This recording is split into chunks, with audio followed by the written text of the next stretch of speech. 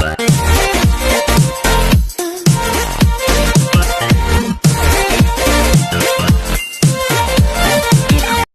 good afternoon guys. Andito naman tayo. Magluluto ako ngayon guys ng salted squid with Japanese leek na syempre ang gagamitin ko guys. Syempre yung aking homemade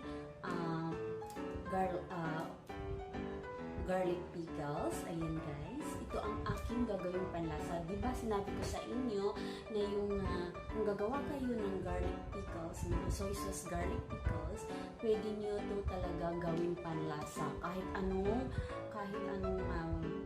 lutuin nyo. So, mamaya, maglulutuin ko ngayon is yung squib. Nalalagyan ko siya ng Japanese leek na ang panlasa ko. Siyempre, lalagyan ko ng ilang pirasong garlic and then mga 1 spoon or 2 spoon ng soy sauce. Iyon lang ang ating panlasa. Depende sa inyo kung ano ba yung gusto niyo ba yung ang soy sauce. Depende sa inyo. Basta kayo na lang bahalang magtimpla. Pero ang pangtimpla lang talaga is ito na kasi andito na lahat, may lasa na po siya.